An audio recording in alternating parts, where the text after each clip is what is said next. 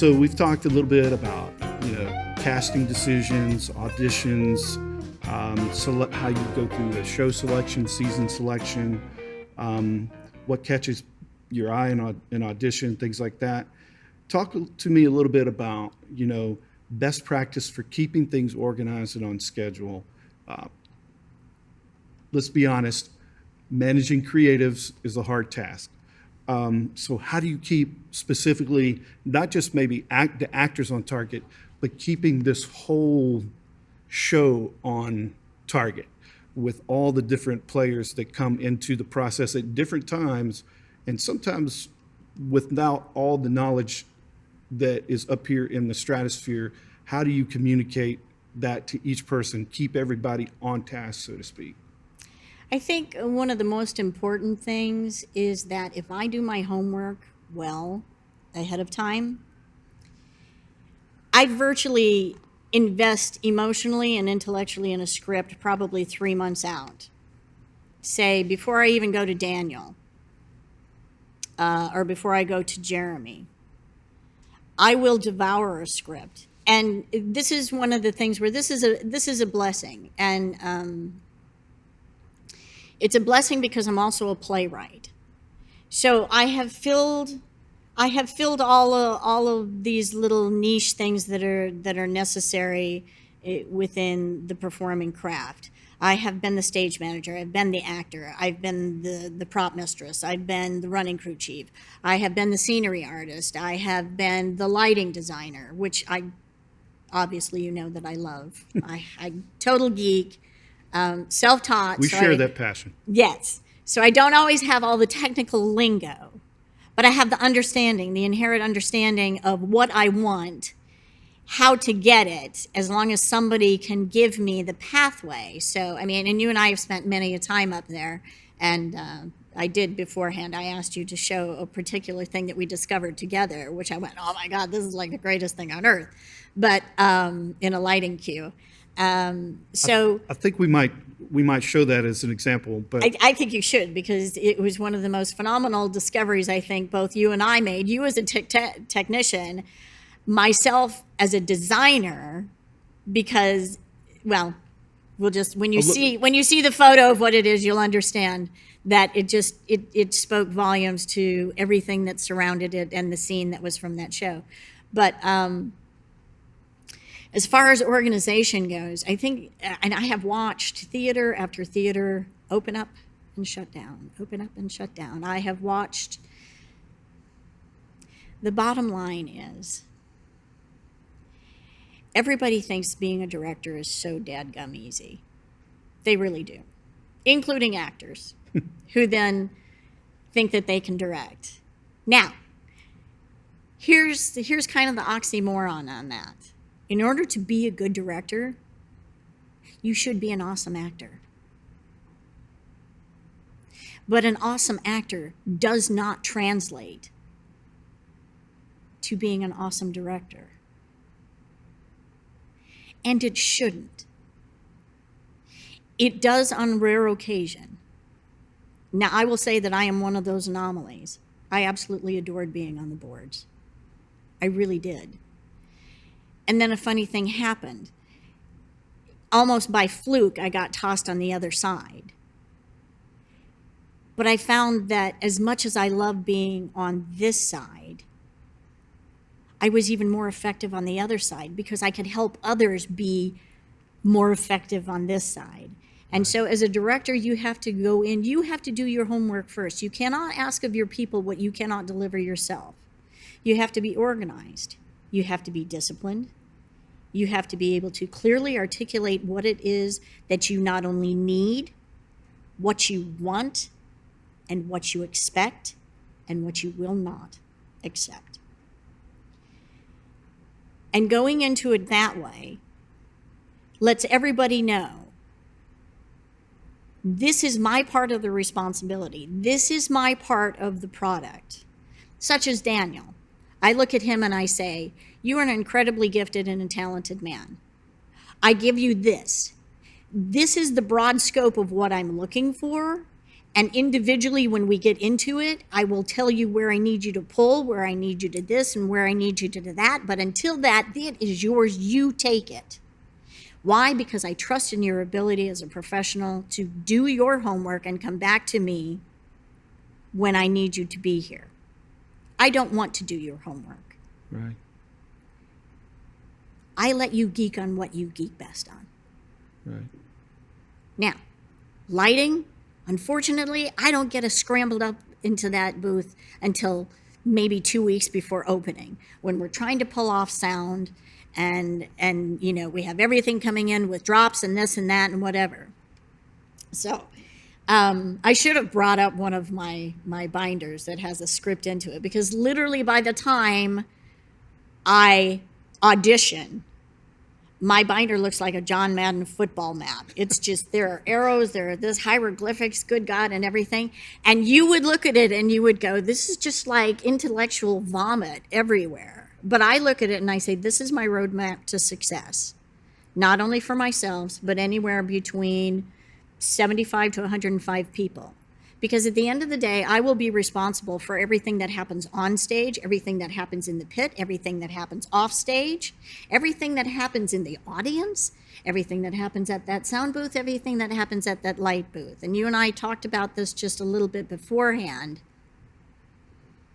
It's not all about control. I am one of the few directors that also does the lighting design, and in smaller venues I do both light and sound, mostly because my arms are still long enough to reach everything. And it saves us money. But going into it with a really clear vision, putting people in a place where they get to do what they love, what they geek. This is your geek. Okay? Absolutely. Asher's on the other side of the camera. This is his geek too. All right? So if I have a solid team with me and I am clear about what it is that I want, and I give you the vision, not only through schematic, but through verbalization, through calendar schedules, through I need this by this date, I need this so that this achieves this moment, such as rotator gobos. I need in Cinderella for that clock, I need that second hand to move. I need it to move on my command from that location on a special where I control.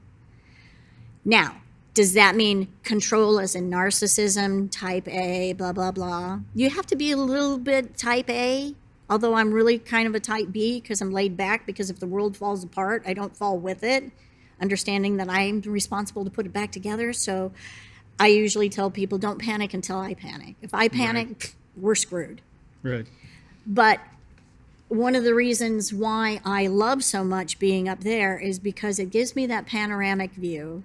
On headset, I am connected and tethered to every facet of every production.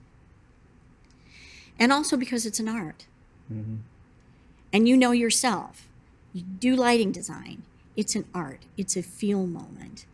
I know an actor. Now, I know where I've blocked an actor to be during a certain song, during a certain scene, during a certain word. And I have done my lighting so that I know that when that light hits that floor, that person is there. Why? Because I have spent 3.5 months ahead of time saying, when you get to this point, you will be here, and we will rehearse this over and over and over again so that you understand that you are not following your own map. This is not the Montessori school. I'm not against Montessori schools, but this is not the Montessori school of theater. This is, I need to know that as a lighting designer, that you understand that at this point you have to be here. Right. Because I will be there to meet you. And if you're not there, or I'm not there for you, we have missed a very important date that sends a signal to everybody sitting in those seats. So it's about understanding the feel of a moment, because every show, you know, doesn't flow the same way, even though the blocking is still the same.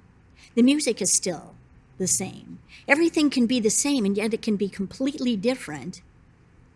And it may be that tonight, for some reason, an actor has reached deeper than they have before. And they need that extra 4 or 5 seconds, which in real life you go 4 or 5 seconds. On stage, it's an eternity. It's an eternity. But sometimes a scene will call for that. And you have to be able to understand, you have to have that mental connection, not only with the actor, but with the design, and know that it is imperative that this light not changed, because what you're doing is you're allowing the audience to digest And and resonate in to that moment. and to process Yeah. everything that the actor is going through so that they go with them on that journey. The worst thing you can do is have the passenger show up and the train is already 20 feet down the track. You have to carry your audience with you, and an actor will do that. Now, how rude as a director or as a designer in either sound and or light would I be if I stole that moment, if I stole that magic from you, when you took 13 weeks to finally find that magic? So being a good director is about understanding every facet that goes into each production, to be willing to immerse yourself into understanding how many minutes does it take to move a fog machine from this side of the stage to this side of the stage without killing 12 different actors, bumping a scrim, doing this, doing that. If you don't have that inherent knowledge as a director, you make assumptions about people's ability that you have no business making. Right. So I like to say, you want to be a director? Go clean a toilet. Go sell a ticket. Go bake a brownie. Go watch kids. Go tell them to be quiet 50,000 times in a stairwell. Go run a fly rail. Sweep the stage. Change a light bulb. Put on a mic. Do all of these things. Be an usher. Sit in an audience and be an audience member. Invest yourself in every position, because that is the only way you can have the spherical understanding you need as a director to understand that people are trying to avoid chaos behind a black curtain. Actors are trying to carry on a stage.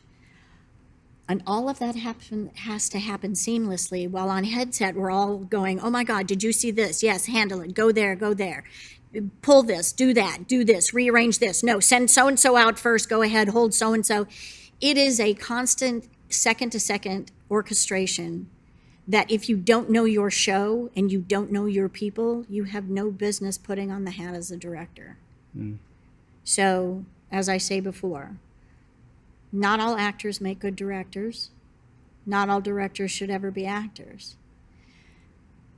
Not all technicians need to be directors, and not all directors need to be technicians. But if you have that experience in your back pocket, how much kinder you are, how much more prepared you are, how much more calm. And your actors and your audience feed off of that confidence.